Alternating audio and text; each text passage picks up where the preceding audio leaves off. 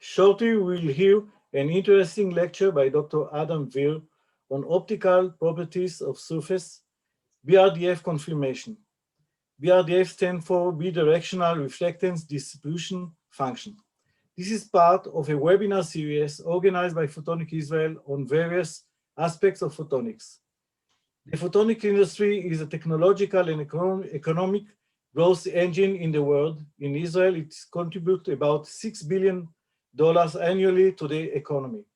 Photonic Israel operates within Engineer Association as a cluster of photonics entities. Since we start operating, we have established close relationship with similar clusters in US and Europe. Our mission is to deepen the knowledge in this area and to encourage cooperation both within Israel and with photonics entities in the world. My name is Shlomo Glaser. I'm the manager of Photonics Israel. Dr. Adam Devir is the CTO of Yard Sensing Solution. Yard is a privately held company that offers R&D services in electro-optics and remote sensing, radiometric and signature measurement services, development of custom electro-optical systems. Dr. Devir's main field in the last year is development of new radiometric instrumentation used for advanced studies in fast multispectral radiometry. Please post your questions in the Q&A. The answer will be at the end of this lecture. Dr. Devir, the stage is yours. Good evening, everybody. I hope that you will enjoy this presentation. And the content of this presentation is shown here. Since I'm not familiar with all of you, I will start with basic radiation laws. I'll go through different emitters and reflectors of radiation. And then I will go to the center of this speech about the BRDF, the theory, and the instrumentations that are behind the theory. We will describe in brevis or in length 3 instruments, and then, of course, we will put some of our experience on manifestation or examples of why it is important to measure the BRDF of surfaces, which can be specular, diffused, compound. We'll pay attention to the human skin because there is some effect of the human skin, especially now with the corona. And then we will go to the most difficult field of temperature dependence of metal reflectivity, and I will summarize it in a few words. So let's go to basics. There are usually 2 types of radiating surfaces: surfaces that emit radiation, that means they radiate, or reflects radiation. As a matter of fact, every surface is emitting and reflecting, and these 2 properties depends on the temperature of the surface and its optical properties. Well, let's start from the term radiance. Radiance is the power that is emitted per solid angle per unit area. What do I mean? If I have a small area, it will emit little less than a big area.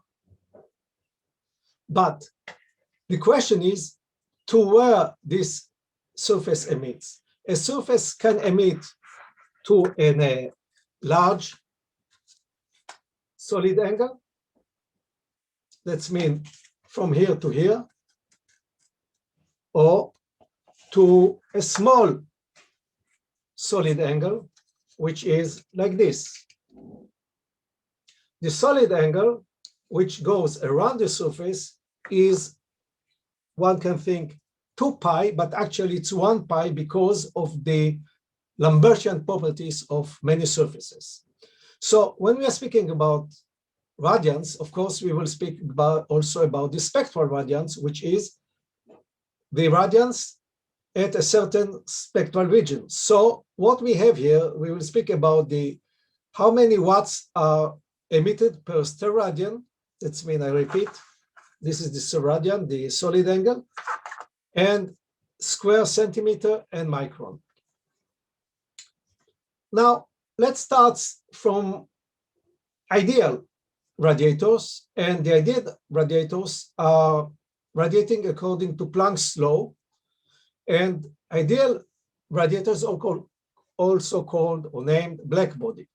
So over here you have Planck's curve. Over here at the abscissa, we have the how many watts per square centimeter per steradian per micron, the radiance that we have is emitted according to this Planck law equation. And this is the wavelength. So we see that if we are looking at human body, which is at about somewhere between about 300 Kelvin, so the peak of our emission is about 10 micron. And if we're looking about the sun, which is about 6,000, the peak of its emission is here at about 0.5, 0.6 micron. It's very interesting to see that the maxima of all these Planckian curves follows this rule, which means that if we have a temperature of about 3,000 Kelvin, the peak will occur at half micron, at 1 micron, and you can see it over here.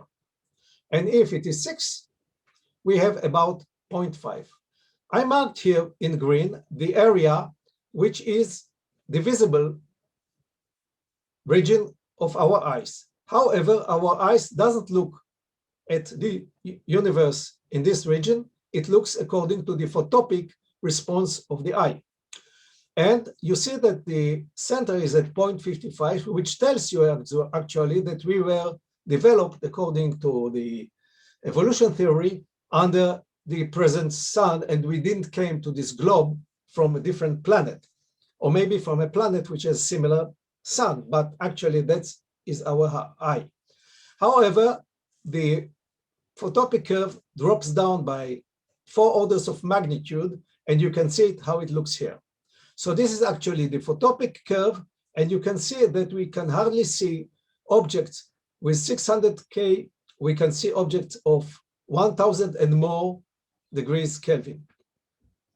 Now, we spoke about ideal radiators, but there are radiators which are not ideal. That means they are not emitting according to this curve because there is a factor which is called the emissivity, or the capability of a surface to emit. And the emissivity of this can vary between 0 and 1. When it is 1, it is perfect radiator. When it is 0, it is perfect reflector. So if we want to summarize what we had learned till now, the radiance is the product of the Planckian curve times the emissivity. Now, the emissivity can be uniform as 1 for black body, or 0 for perfect radiator, or it can have spectral shape, and then we call it a selective radiator. Now, of course, the question is, opaque surfaces can absorb radiation, and the absorption coefficient is alpha, or reflect radiation. And of course, they are complementary quantities. Alpha is equal to 1 minus rho. Now, according to Kirchhoff's law, which I wouldn't go into detail to explain it, the absorption coefficient and the emission are identical. So if this is the situation, and we believe Kirchhoff, without any proof, which I cannot bring it now, it is evident that surfaces that will absorb all radiation will also be, meaning they are ideal absorbers, will also be ideal emitters. So how we construct an ideal absorber? Simply we make a cone, and every photon that goes into the cone will be reflected and re-reflected many times, and finally will be absorbed. Another way is to take a sphere with an absorbing surface, and a photon goes inside, goes around, around, around, and finally it is completely absorbed. So if you take a surface or a sphere with a hole or a cone and we heat it, we have a perfect radiator or a black body. Here is a black body that has a cavity in it, which is heated. The temperature is, of course, well stabilized, and we have an ideal radiator. Now, of course, there is a question. Do we have an ideal black bodies that are non-cavity? Well, here comes the second quality, the property of the surface. Surfaces can be with high or low reflectivity. And of course, these properties will be combined with spectral or wavelength dependence curve. Let's have a look about Lambertian emitter surfaces. I'm taking you here and look at the sun. This is the sun. You have here two spots, and we have two regions here. Now, it looks uniform to us. And when we mark these two regions of interest, ROIs, they look similar. But in this image, this one that you see here is an image which tells you that this is in the center and this is at the edge. Now I'm taking them off, and this is the central piece and this is the edge piece. And each one have the same surface area and they look the same. So which surface is perpendicular to our line of sight, this or this? And what type of emitting surfaces behave in such way that we cannot define from the observed radiance or brightness the angle between the surface and our line of sight? So have a look here. Here we have the surface of the sun, and we have these two surfaces. This is S and the radiance in N. Over here, we have the same radiance, as you see here, the same radiance. It looks the same to you, but the area is N prime, and the surface is S prime, and it is S over cosine theta, and theta is this angle from the normal to the observation point. And theta can change from 0 to 90 degrees, which will be hardly the area that you can see at the limb. But also at the limb, you can see we have almost the same brightness. So since S prime is equal to S over cosine theta, then from equality of n's, we can say that N prime is N times cosine theta, which means that if we will integrate over all angles over here, all solid angles, we will not get 2 pi's, but 1 pi. Try to make it, and you will solve this equation by yourself. And this comes from the equation that the same radiance is here, and so N prime times S prime is N times S, and then N prime is N cosine theta. Surfaces that have radiance that depends on cosine theta are named Lambertian emitting surfaces, which is the title of this transparency. However, we can see that there are surfaces that have different reflectance qualities. There are surfaces which will be specular, like mirrors, or diffuse or Lambertian, or compound, which means they will have semi-Lambertian reflectance. And the reflectivity is the radiance that comes out depends by the radiance that comes in. Now, I spoke about radiative surfaces, but since we are speaking about Brdf, which is reflective, the question is, how do look reflective surfaces? So over here, I gave you a green sphere, and you see that it is sphere because it is bright here and reflecting the light, and at the limb, it is very dark. So you see it different completely from the sun that we saw. So now I have a question. Do we have surfaces that lack the reflectance properties of this surface, and as a result, do not look like a sphere, but as a disk? And the answer is, of course. In the sky, let's look not at the sun, but at the moon. Over here, the moon is surface. Over here is completely illuminated in the middle of this month, of course, is illuminated by the sun.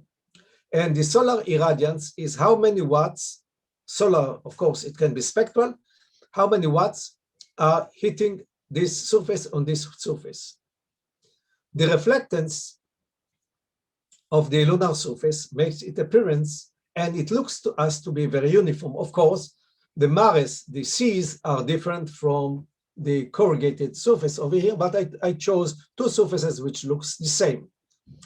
Now, these two ROIs look similar, but this image, we know that this is close to the South Pole, and this is close to the limb, and this is close to the equator. So let's look on them as we looked on the region of interest of the sun. So here is the central, and here is the close to the limb, and they are looking the same. And from this image, we cannot tell us which is which. So again, I'm asking the question, what type of reflecting surfaces, now reflecting, not emitting, behave in such a way that one not can define from the observed radiance? And remember, this is a reflected radiance, not emitted radiance. Again, the title is Lambertian reflective surface, not emitting surface. And so we cannot define the angle between the normal to the surface and our line of sight. So as we did before with the sun, over here we have this diagram. We have the two areas over here, and they have almost the same radiance. The apparent radiance, because this is a reflecting. Now, the area over here is S, and over here, as you remember, is S over cosinus theta. Now, since we have a total, from the cosine law, we have here that the total reflectivity is not over 2 pi, so E over pi, and not over 2 pi, is the reflected irradiance, but here it is will be radiance because from watt per square centimeters we moved to radiance, which is watt per square centimeters per steradian, and we have to multiply by rho. So from the same or similar equality that we had before, you have here that the actual area, as you remember here, is larger. S prime is S over cosine theta. And from the fact that two ends are equal or almost equal from the example that I wanted to give you, we are getting that rho, the reflectivity over here, is rho times cosine theta, which is telling us that if the reflectivity behaves as a function of cosine theta, we have a Lambertian surface. So to summarize, we know that if the emissivity, if the surface is a perfect emitter, then we have that, as you remember, we have that n prime was n times cosine theta, but here we have that rho prime is rho times cosine theta, and this is the quality that defines a Lambertian surfaces, Lambertian reflective surfaces, which is the title of this transparency. So now when we have these two terms, we can go to the inner core of this lecture. The reflectance properties of the surface, which are rho and rho times cosine theta, depends on three parameters: the chemical composition of the surface roughness that affect the angular distribution of reflected intensity. This feature is called bidirectional reflectance distribution, or BRDF, which is the alias name of this lecture. And finally, the temperature of the surface, which we will touch at the end of this presentation. How do we measure reflectance of a surface? So let's imagine that we have here a surface, and we irradiate on it a narrow beam of P watts that hit it. Usually it's a laser or collimated beam that we know exactly how many watts hits this area. Now, the plane that contains the angle, the incoming beam and the outcoming beam, is the plane of incidence. But remember, the reflected radiance can be reflected not only in the plane of incidence, but in any angle phi that is out of angle. So if we are putting here a detector with area A detector, the solid angle, you remember we spoke about solid angles. This is solid angle, yes. The solid angle is defined as the area, or let's take a bigger solid angle, which will be easier for you to see, is this area divided by this distance or radius or distance squared. So sphere usually will have 4 pi steradian, and half a sphere will have a 2 pi steradian. So once we know the steradian, then we know that the signal that we will get in this detector, of course, will depend on the steradian, because smaller detector will collect less photons than larger detector. And as a result, we have to normalize our result to the steradian of the detector. So if you're speaking about the scattering coefficient is the signal that we are getting out of the detector divided by the signal that we are getting from the power. Now, how to measure the power? Simply take the power and put it on the detector, assuming that the beam is sufficiently narrow that I can measure it. So the scattering coefficient is in units of steradian -1, and the signal out divided by the area of the detector, or the area, the solid angle of the detector, sorry, and divided by the signal that we're getting from the P, the power that's coming in. And of course, everything can vary with theta in and theta out and phi. So it's more complicated than it looks on this plane or in this picture. So how it looks in reality? In reality, we have a Lambertian surface, as you remember, and I told you that the Lambertian surface, the reflectivity behaves like cosine theta. You remember the moon? This is an example. So the reflectivity is a function of theta. So we have is a function of cosine theta, and I drew here two curves. One qualitative, which shows you how cosine theta looks in polar coordinates, and here how it looks actually. So as a matter of fact, if we have a reflectance as a function of theta out, remember theta out is here. So we're scanning all this angle, and we can scan also phi, but let's be now still in the plane of incidence. Then we have P in, and I out is I0 times cosine theta. And the scattering coefficient is in sterans -1, looks like this. So over here, we'll have 1 over pi. Ah, that's very nice. But if this is a theory, how is reality looking like? So for this, I brought you here an example of a surface which is called a well-reflecting surface of barium sulfate. It's a chemical material which has a color like a chalk, white chalk. Sorry, there are no chalks today. So it looks like white paint that we are painting the houses. Of course, not glossy one. We'll come to the glossy paints. And this is how a Lambertian surface looks, and this is what we measured. So we see that this is theoretical, but we measured in 5 theta in. That's mean if I'm coming back to this, the P in was from 10, 20, 30, 50, and 60, if I'm not mistaken, 10, 30, 40, 50, and 60 degrees. And you see that the detector that measured here in arbitrary units, of course, this is the signal, not already processed, looks exactly as we could predict it. That is, doesn't mean that what is the incidence angle. So I repeat, I am scanning P theta from here to here, and detector that will be scanning here will see the same energy or the same signal, whatever this theta in will be. This is what we call a Lambertian coating. However, there are no Lambertian coatings, and let's look at them. This is a glossy paint, and you see that a glossy paint has in it, for theta in 10 degrees, we have the maximum is over here, it's about 10 degrees.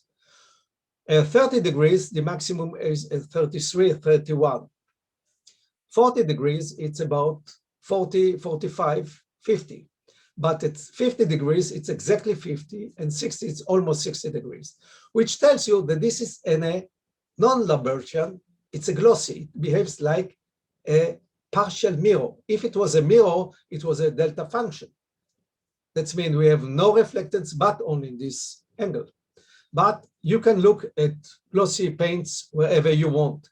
The point is, can you get a non-glossy paints? And over here, we simply, if you can see the, I repeat here, we see how many steradians -1 we have a very glossy. Now, if we take this paint and we want to make it unglossy, we simply add into it some sand or any roughening material. I prefer sea sand, though sea sand today is, in Israel especially, is covered with a lot of pitch due to some ecological disaster that occurred to us. But let's assume that we have a clear sand and it will look like this. So we reduced the specular limb or the specular part of the paint by a factor of almost 2. And of course, we can add more sand, and finally we are coming to almost an Lambertian paint.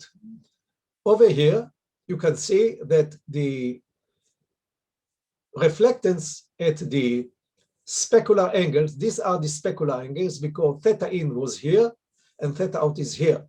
And you can see 10, 30, 40, 50, and 60, which tells you that we can make a paint to be Lambertian by adding into it sand, but this is a very primitive way. Now, the Brdf is defined as a function. It's a very complicated function, but you have already the basics of it. The Brdf, which depends on theta I, phi I, theta r, and phi r, which are the angles of incidence in the off incidence plane sphere, is, defined by delta n, which is the change in the radiance or the derivative of the radiance as a function of ni, which we can assume will be constant, divided by cosine theta I by the wi, which is the solid angle of this incoming beam. Now, why I'm saying solid angle of incoming beam? Because when we will see a practical instrument, we will not be working with a laser beam. We will be working with shaped beams that will be focused on our sample. So over here, you have a very important and historical example, which was made. It is the first Brdf measurement ever made in the world. It was made in the 50s in the United States by taking a plate of aluminum and sandblasting it, and then measuring with incident radiance the reflected radiance per steradian of the detector. And we have to remember that the incidence angle was 33 degrees in plane, and then we are measuring it out of plane at different angles of theta and phi. And of course, this was made by plywood, and this is very elegant, showing that there is always a specular branch with non-specular part of the reflectance. So if we are speaking about the Brdf, the question is, and how we are measuring the Brdf, and if we don't want to be confined to the plane of incidence. And then we want to measure in different directions. And from this desire to measure the Brdf, not, as I repeat over here, in the plane of incidence, but out of plane of incidence here, we are coming to 3 instruments. 3 instrumental methods that can measure the surface reflectance that we use in yard. As you have heard about us, we are giving services of measuring the reflectance of different surfaces at different temperatures, and by 3 instruments. One is ASD, field spec spectrometer, that operates between 350 and 2500 nanometers with integration sphere.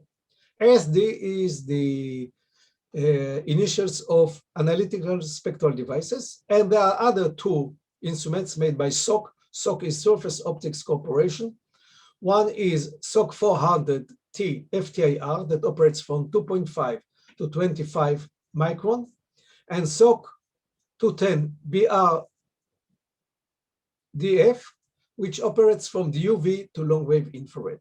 Now, I'll try to show you the capability of these four instruments in fulfilling our request or our desire to be able to measure the Brdf of surfaces as we had learned before. So first of all, over here you say that the ASD operates with integrating sphere. Question, Adam, what's integrating sphere? The SOC operates with CPC. What's CPC? And we will come to that. So the integrating sphere is simply a sphere with reflecting surfaces. Remember that I told you before that a black body can be a sphere which has a totally absorbing surface and it is heated. Over here, it is a total absorbing, non-absorbing, reflecting surface, and it is coated. I gave you an example of barium sulfate. It can be coated with spectrolone, which is another very expensive coating material, which has a little higher reflectivity than barium sulfate. And in this integrating sphere, we have an incoming ray of light, this sample, and all the reflectance from different angles in the plane of incidence and off plane of incidence are hitting the reflecting surface, the inner reflecting surface of the sphere, and then finally a detector measure part of it, assuming that the integrating sphere is made in such a way that this area and this area and this area and this area, all of them will radiate in the same way. So, as I said, part of the total hemispherical reflectance is measured by the detector. An example of an integrating sphere you see here, and over here you can see a huge integrating sphere that is used in NASA to measure and to calibrate space radiometers. And those of you who want to look into my personal academic history will know that I was part of the Columbia Shuttle scientific mission, and I used this instrument to calibrate the special camera that was on board. Now, the ASD is working with a small integrating sphere. So what we have here, we have a collimating source, remember, an incoming ray of light, you see it's collimated. We have the integrating sphere, we have a sample, and we have the detector. That's very simple. And over here we have results. As I told you, the ASD operates from 350 to 250, 350 to 2500 nanometers. And you can see that the king of reflectances is spectrolone. Beside that are different reflecting surfaces, but all of them are inferior to spectrolone. Sorry, I didn't put here the barium sulfate. I apologize. Now, the second instrument that I want to speak about it is the SOC 100 hemispherical reflectance of paints. And this is a very unique instrument. We have here an ellipsoid, hemispherical ellipsoid, and we have here a source of, in one of the foci, we have the infrared radiation source, and over here we have this sample.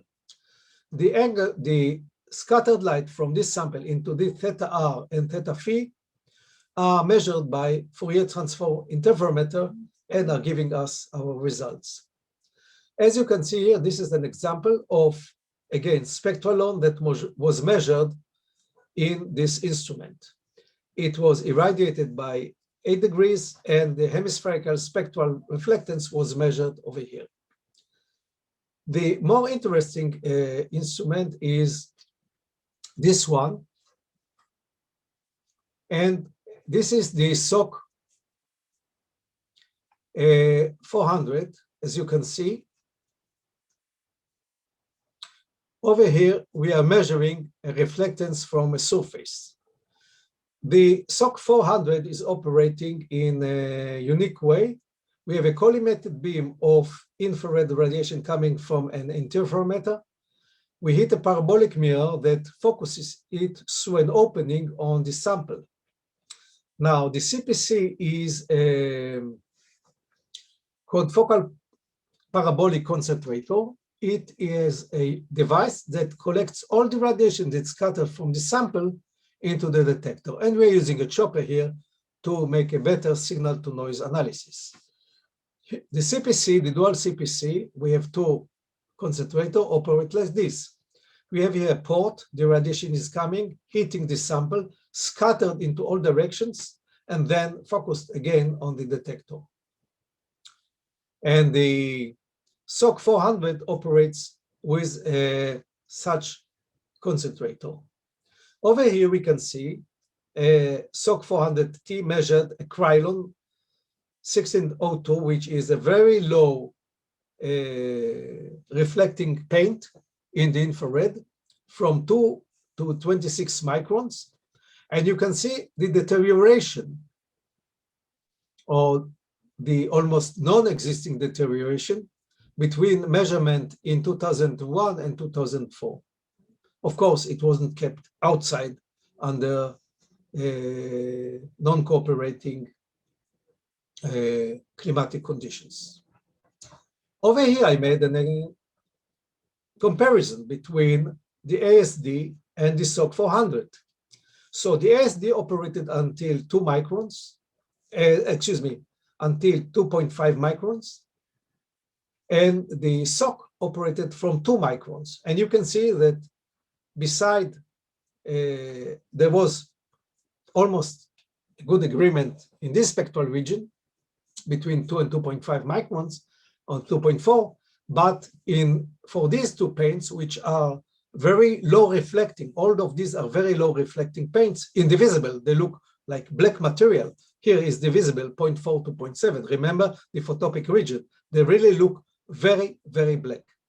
They are so black that when you look in them, you have a very bad feeling because they look like a hole in your hands. You feel as if you're looking into an abyss of darkness.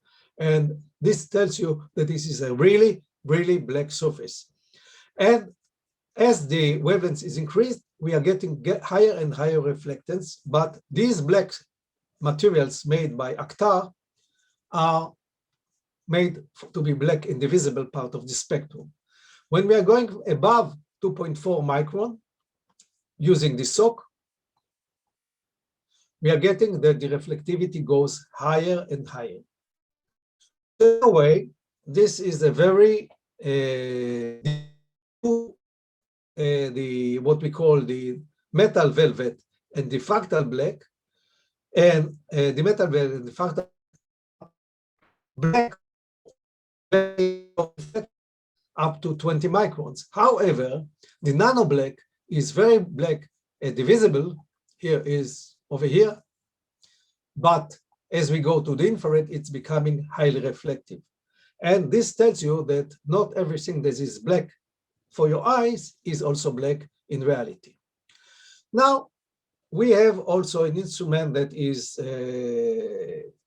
measure the Brdf of samples from the UV to the long wave infrared. It operates with filters. It had 8 spectral channels that were chosen for different purposes, and you can see in the visible, near infrared, and short wave, medium wave, and long wave infrared. And it's very unique in machine. It looks like this. We have a source arm that scans the sample.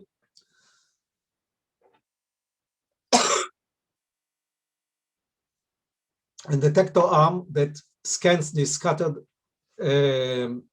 radiance, and a complete measurement in all spectrum regions, in all angular angles takes a long time to do.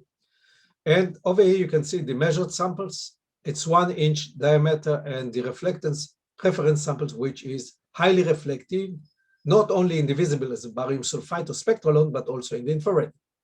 And this is the result when we are radiating at 20 degrees the sample. And you can see that this is at phi 0. That's mean we are looking at the same angle of the incidence beam. And this is when we look at the other side at phi 180. That's mean these are two angles in the incidence plane. From here come the radiation, and here it is reflected.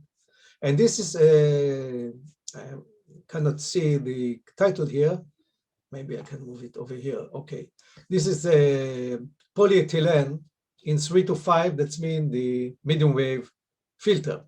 If you are taking polyethylene from 8 to 12 microns, we get a similar result. But as you can see, the Brdf here it was about 6, and here it is about 7, steradians -1.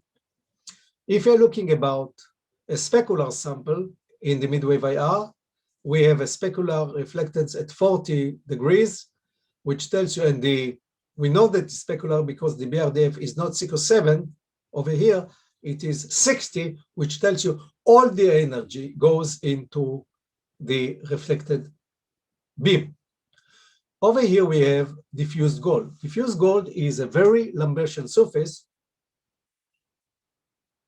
and you can see that irrespective of reflected angle, it behaves for any phi angles. It looks very close to a value between 0.2 to 0.45 or 5 if you want, which is very low reflecting, a very high reflecting and diffused surface. How diffused gold looks like, it's over here. It is a standard that has to be kept in a very, very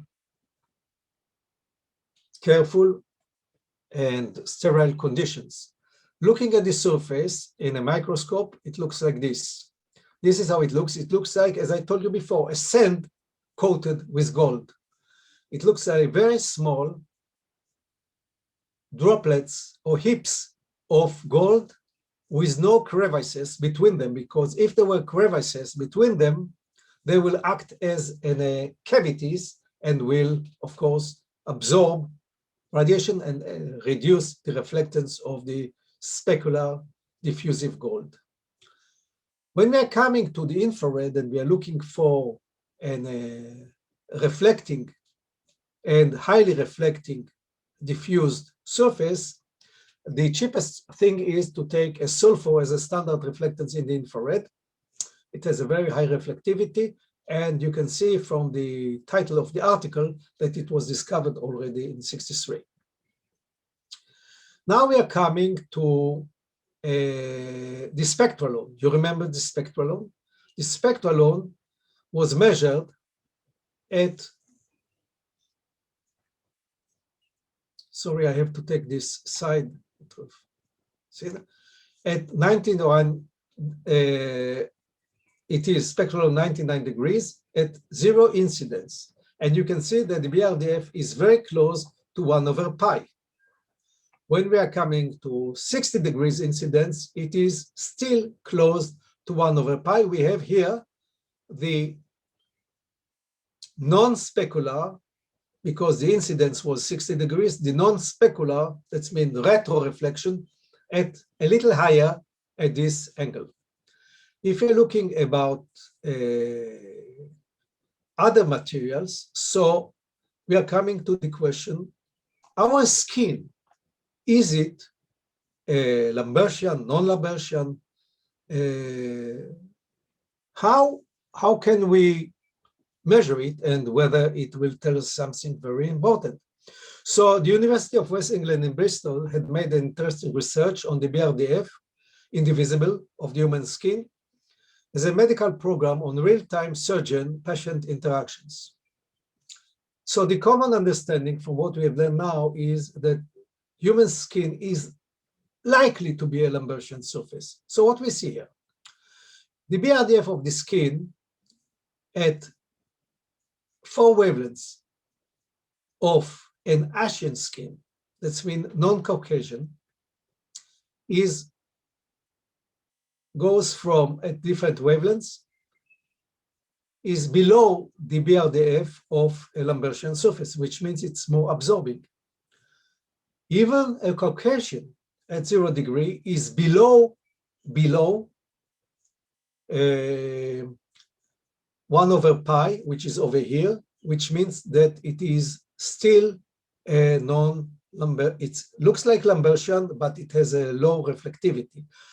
To make it easier for you, as this curve is flat, the surface is Lambertian.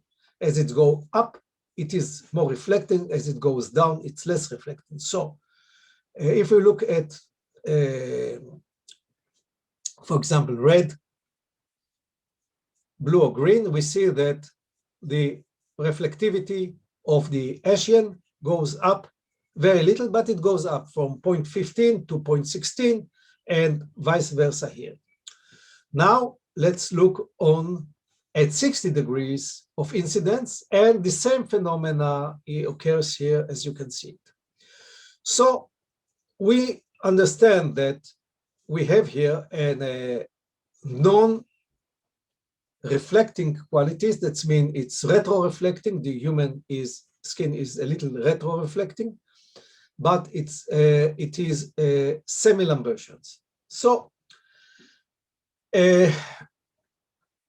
we can say that the Asian, non-Caucasian skin, the decrease of the reflectance is due to the fact that they have more melanin in their skin, while we don't have it, or we have less of it, especially a person like me, which is a redhead and very, very fair complexions. But other people will have more melanin and immune to the sun. And of course, I'm paying a very heavy toll for it. Due to the sun in Israel, I had been operated many times for taking all kinds of malignant, non-malignant growth on my skin. And this is part of the price that I'm paying for being a little higher in my reflectivity. However, both show off-specular reflection, and the effect is the same at every wavelength. It is not wavelength dependent. As you can see, all these show off-specular reflectance.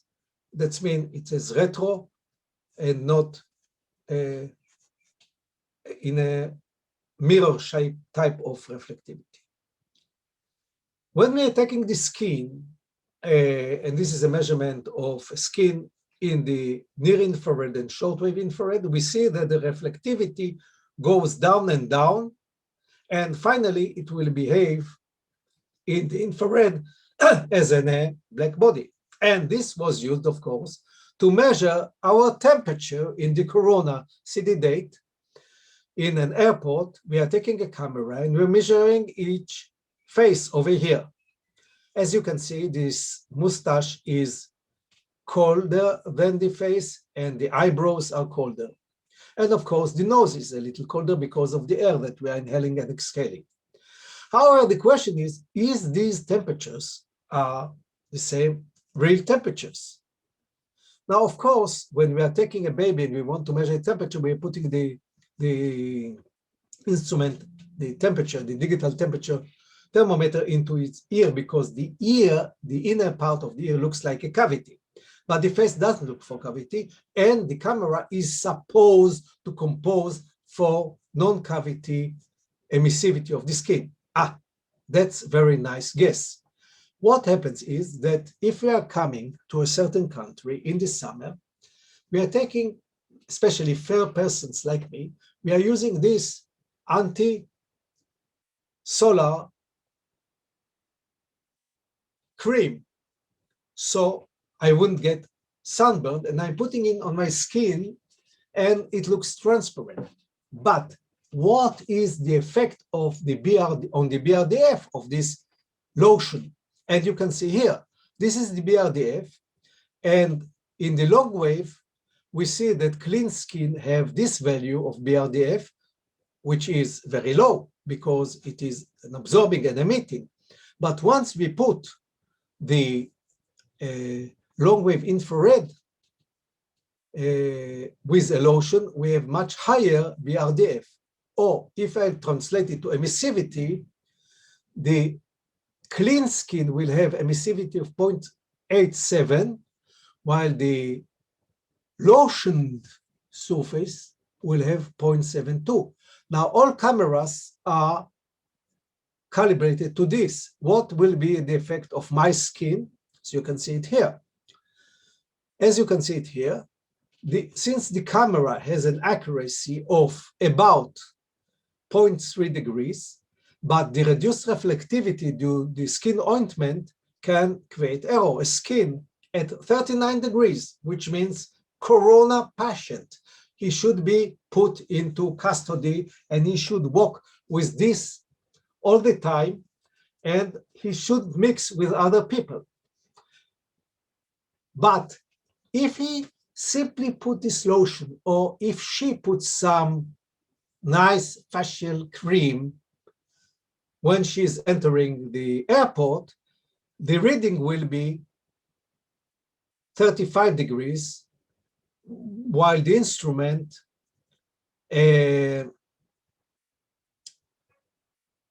has an emissivity of 88. So the lower, as you can see, the lower emissivity will create lower temperature. And I took point here, 0.84 instead of 72, because 72 will create much larger error. So, as I say, a skin at 39 degrees sick with reduced emissivity will radiate and will be monitored as a skin at 35, which means healthy, you can see it here, with emissivity of 88. The solution, of course, is to monitor face cavities, which are the eyes, but the resolution of the camera is not so good. But you can see that the eye here is a little hotter. But again, this is something that we have to take into account if we are putting measuring cameras in the airport. Finally, I'm coming to two interesting issues. In hot climate, we want to build houses that will have a radiative cooling.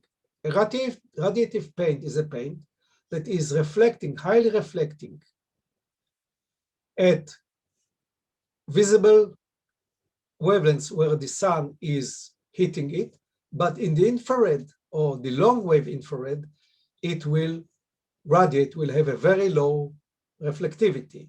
And I am simply taking the spectral window from 7 to 14 microns, because this is a place where we have the highest emission. Do you remember the Planck curve for 300 degrees, which is more or less 310, the outside temperature of the house? By taking simply a silicon monoxide layer over or paint containing this additive, and we will get this high emissive selective paint.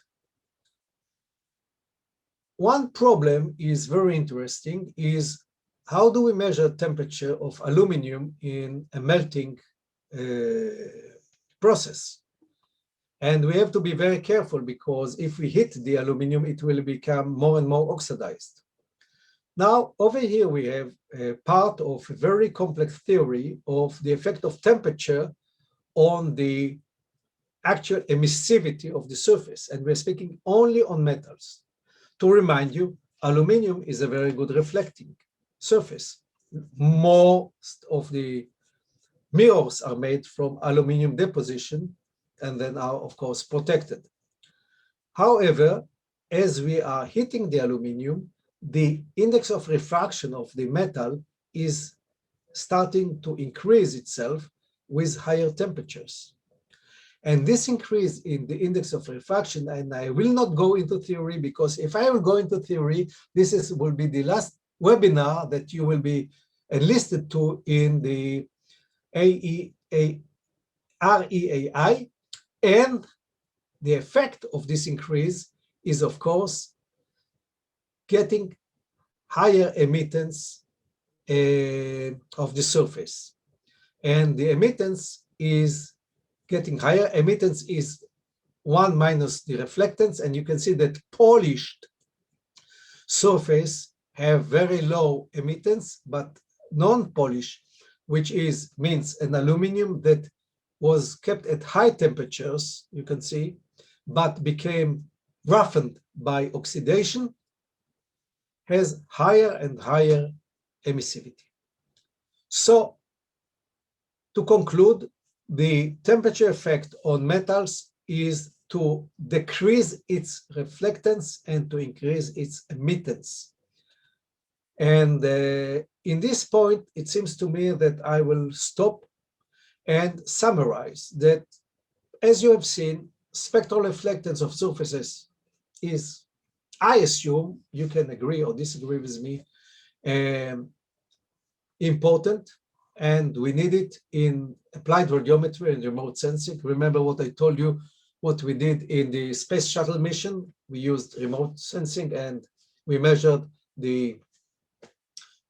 calibrated the camera with known surfaces with known reflectance. And we shed light on the three instruments that we're using in YARD to supply this information to the industries that need it for their products or to support their developments, depends on their needs.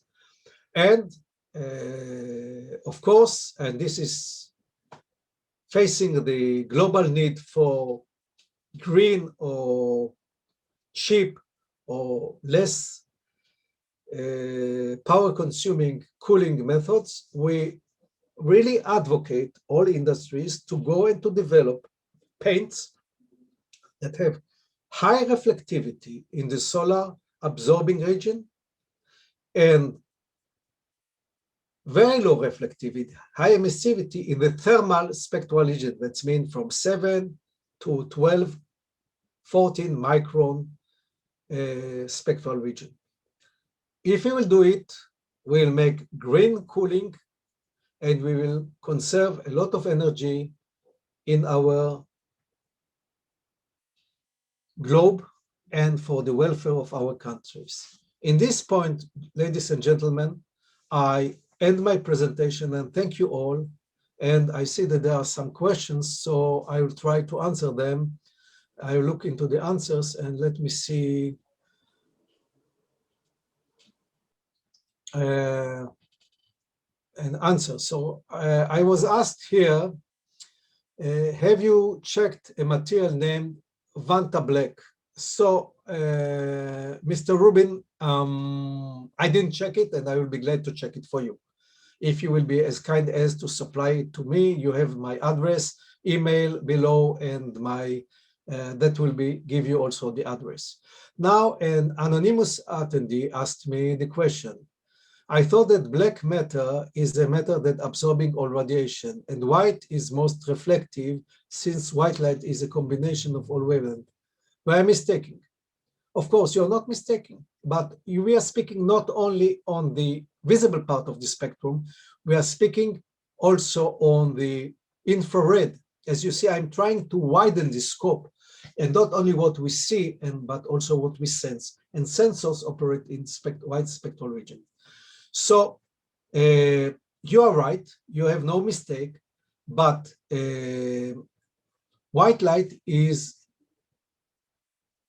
most reflective, you say, since a light combination of wavelengths. But when we are speaking about light, we're speaking about radiation. Visible light is only one part of the spectral region, spectral spectrum, as I showed you in the beginning.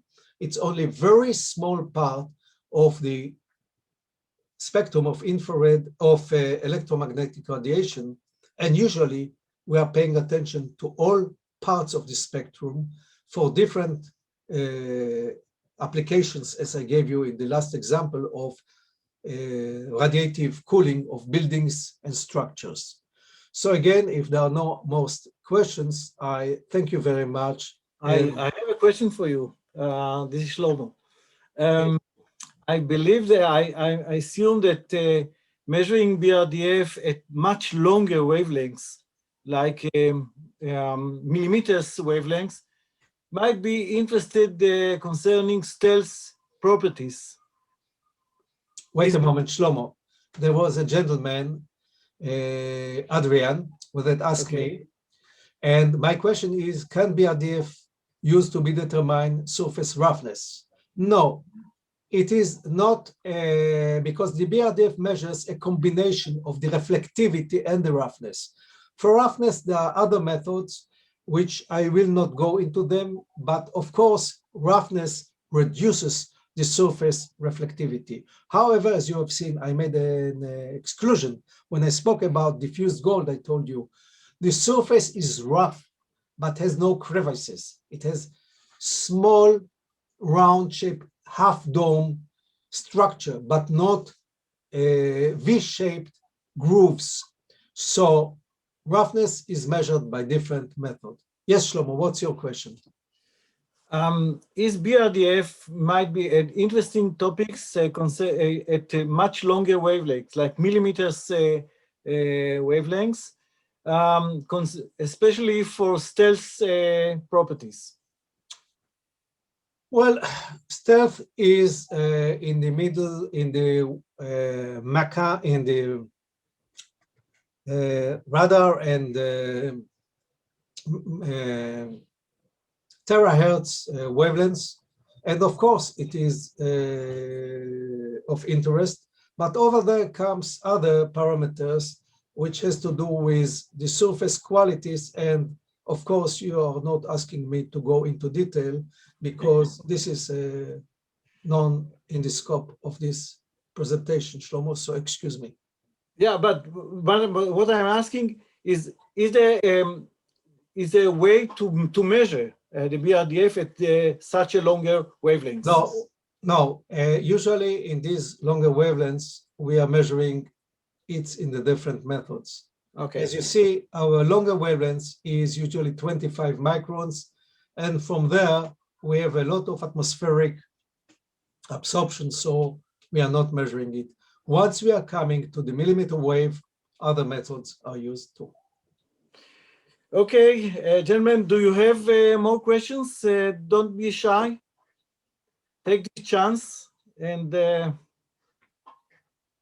well, I think that there are no more questions. So thank you very much. It was very interesting. And we are looking forward for more with you. Thank you, gentlemen. Thank you, ladies. Good evening from Israel, from Yard Sensing Solutions at your service. All the best. All the best.